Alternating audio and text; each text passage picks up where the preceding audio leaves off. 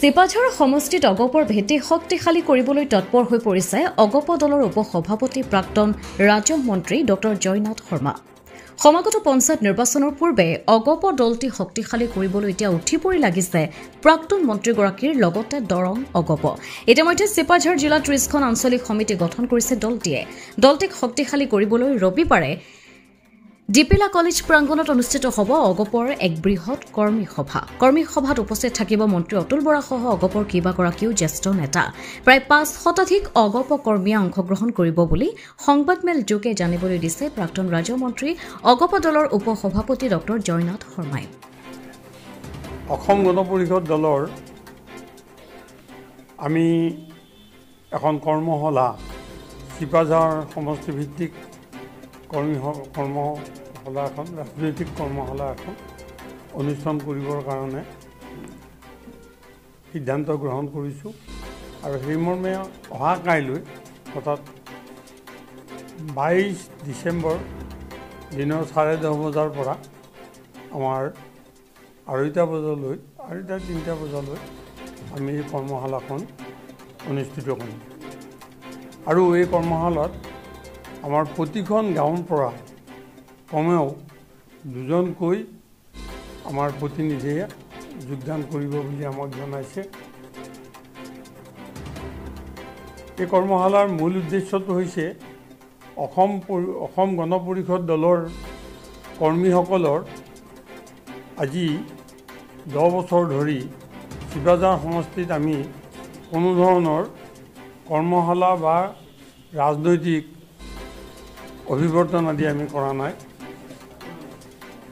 এনেই নিৰ্বাচনৰ সময়ত আমি নিৰ্বাচনী সভাকো যদিও কৰিছোঁ, কিন্তু আমাৰ কৰ্মীসকলক কৰ্মশালাৰ যোগেৰে আমাৰ ভৱিষ্যত কৰ্মপন্থা সম্পৰ্কত, দলৰ ভূমিকা সম্পৰ্কত আৰু বিশেষকৈ 1985 চনৰ পিছত জন্মা যিটো প্ৰজন্ম আজিৰ বৰ্তমান অৱস্থাত যুৱক হৈ উঠিছে, তেওঁলোকে অসম আন্দোলন সম্পৰ্কত বাস্তৱিক ভাৱত এনেই কথাবোৰ মানুহৰ মুখে মুখে শুনিছে। গতিকে অসম আন্দোলনৰ সম্পৰ্কত আমি আমাৰ নৱ প্ৰজন্মক অৱগত কৰিবৰ কাৰণে আমাৰ নতুনকৈ উঠি অহা ডেকা যুৱক যুৱতীসকলক আমি অৱগত কৰাৰো আমাৰ এটা উদ্দেশ্য আছে। নহ'লে 1985 চনত চুক্তি হোৱাৰ পিছত চুক্তিখন সম্পৰ্কত বহুতো আমাৰ ভাগ বিতণ্ডা, আনকি আদালতৰ মজিয়া পৰ্যন্ত পোৱা হৈছে আৰু এই বিষয়ে ৰাজনৈতিক আলোচনা প্ৰায়ে চলি থাকে। কিন্তু অসম আন্দোলনৰ যি মূল বিষয়টো আছিল, এই সম্পৰ্কত মানুহ আমাৰ বিশেষকৈ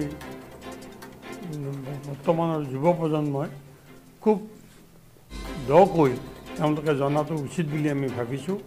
আৰু অসম গণ পৰিষদ দলে 126টা অসমৰ 126টা সমষ্টিত প্ৰতিটো সমষ্টিতেই এখনকৈ কৰ্মশালা আমি অনুষ্ঠিত কৰি ইয়াত এজন সমল ব্যক্তি থাকিব আৰু এই সমল ব্যক্তিজনে অসম আন্দোলনৰ ওপৰত এক বিশেষ আলোচনা আগবঢ়াব। তাৰপিছত আমি দলীয় কৰ্মী হিচাপে প্ৰত্যেকজন কৰ্মী কেনেকৈ সক্ৰিয়ভাৱে ৰাজনীতিত জড়িত থাকিব লাগে এই সম্পৰ্কেও কিছু আলোচনা কৰিম। আৰু কৰ্মীসকলৰ মনৰ কথা সাধাৰণতে আমাৰ কাৰ্যনিৰ্বাহক সভাবোৰত আমাৰ কেতবোৰ নেতা উপস্থিত থাকে আৰু এই নেতাসকলে দুই এটা বক্তৃতা আমি দিলোঁ, দিয়াৰ পিছত কৰ্মীসকলে কথা ক'বৰ কাৰণে বৰ বিশেষ সুবিধা নাপায়। সেইকাৰণে আমি সমষ্টিয়ে কৰ্মশালাৰ যোগেৰে কৰ্মীয়ে কি ভাবিছে, কৰ্মীৰ মনৰ কথাখিনিও জানিবৰ কাৰণে এটা সুযোগ আমি পাম বুলি ভাবি এই কৰ্মশালাখনৰ ব্যৱস্থা কৰিছোঁ।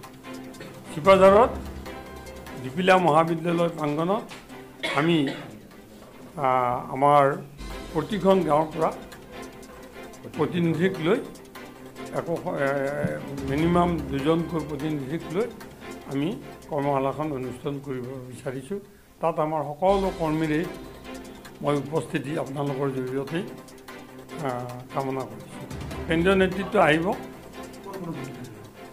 প্ৰথম কথা হ'ল আমাৰ বীৰেন বৈশ্য ডাঙৰীয়া, তেখেত কাইলৈ চিফ মিনিষ্টাৰৰ এটা বিশেষ প্ৰগ্ৰামৰ কাৰণে তেখেত 10:30 আহি নাপায়, কিন্তু 11টা বজাত তেওঁ আহি পাব। তেখেত উপস্থিত থাকিব। আৰু আমাৰ 2জন সাধাৰণ সম্পাদক, এজন মণিমাধৱ মহন্ত আৰু আনজন হৈছে ডক্টৰ তপন কুমাৰ দাস। এই 2জন মূলতে এই 3জন আমাৰ মানে মূল সমল ব্যক্তি, ৰিচৰ্চ পাৰ্চন, তেওঁলোকে বক্তৃতা ৰাখিব। তাৰোপৰিও কেন্দ্ৰীয় কমিটিৰ আৰু কেইজনমান সম্পাদক, উপসভাপতি তাত উপস্থিত থাকিব। অসম গণ পৰিষদৰ প্ৰতি তেওঁলোকৰ যি মৰম, তেওঁলোকৰ যি আদৰ আছিল, সেই মৰম আদৰ তেওঁলোকে যাতে অন্তৰত সদায় ৰাখে আৰু ভৱিষ্যতলৈ অসম গণ পৰিষদৰ ধ্বজাৰ তলত সমবেত হৈ মানে আঞ্চলিকতাবাদ, জাতীয়তাবাদটো জীয়াই ৰখাৰ ক্ষেত্ৰত শিৱাজাৰ সমষ্টি বা দৰং জিলাৰ প্ৰতিগৰাকী অগপ কৰ্মীয়ে যাতে সেই ধাৰাটো মনত ৰাখি একোজন সৈনিক মানে জাতীয়তাবাদৰ সৈনিক হৈ আগবাঢ়ি যায়, তাৰ বাবে মই তেওঁলোকক অনুৰোধ কৰিছোঁ। মঙলদৈৰ পৰা জয়দেৱ ডেকাৰ ৰিপৰ্ট, অমৃত নিউজ 24/7।